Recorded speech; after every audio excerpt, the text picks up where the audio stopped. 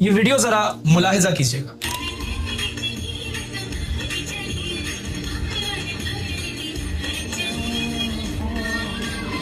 Okay, that's it. क्या हुआ? बहुत हैरान हुए?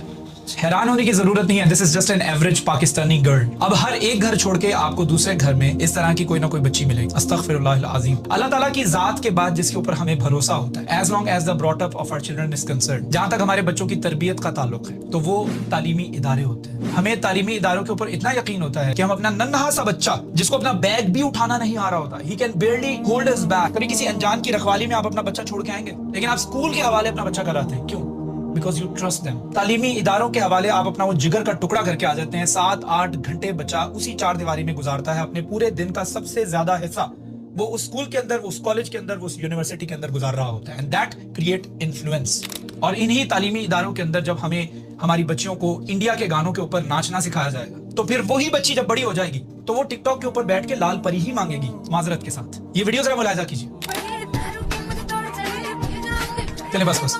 ये लड़कियां सारी की सारी जो आप देख रहे हैं स्क्रीन के अंदर, ये सारी की सारी मुसलमान है, सारी की सारी पाकिस्तानी है ऑन टॉप ऑफ दैट। और ये सारी की सारी लाल परी मांग रही without even thinking about the lyrics. पहले मुझे लगा कि शायद ये पाकिस्तानी लड़कियों को पता नहीं होगा कि लाल परी क्या है, लेकिन जब मैंने उनके एक्शंस देखे, उन एक्शंस से वो बता रही हैं कि उनको सब पता है यहाँ क्या मांगा जा रहा है। आप इसको ट्रेंड समझ के कर रही होती है, इसमें कौन सी बात है, हर कोई कर रहा है। गानों की वर्डिंग समझ आती है, और फिर यही गाने विद नो ऑफेंस हमारे एजुकेशन इंस्टीट्यूट्स के अंदर चल रहे होते हैं, हमारी शादियों के अंदर चल रहे होते हैं। बाप शेरवानी पहन के खड़ा होता है, 2 दिन बाद उसकी बेटी की शादी होती है, और उसकी बेटी की शादी के ऊपर घर में ये गाने चल रहे होते हैं। क्यों? क्योंकि ये हमारे माशरे का ट्रेंड। अल्लाह ताला ने कुरान में इरशाद फरमाया है, ला तकरबु ज़िना, ज़िना के करीब भी मत जाओ। Now what a language. अल्लाह ताला ये भी फरमा सकते थे कि ज़िना मत करो, ला तज़नी, लेकिन नहीं, अल्लाह ताला ने फरमाया ला तकरबु ज़िना, ज़िना के करीब भी मत जाओ, इन्नहु काना फाहिशतन व साअ सबीला। बेशक ये तो बहुत ही शर्म वाली चीज है, बेहयाई है, और इंतहाई बुरा रास्ता है। व साअ सबीला, बहुत बुरा रास्ता। यानी जिना करने से मना नहीं किया जा रहा है, यहाँ पर गौर करिएगा,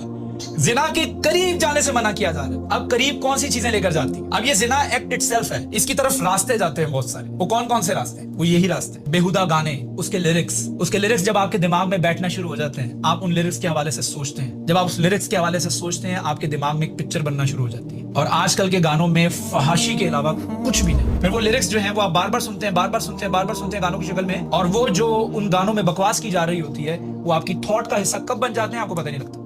वो आपकी अपनी सोच का हिस्सा बन जाते हैं। आप कहते हैं इट्स अ नॉर्मल थिंग।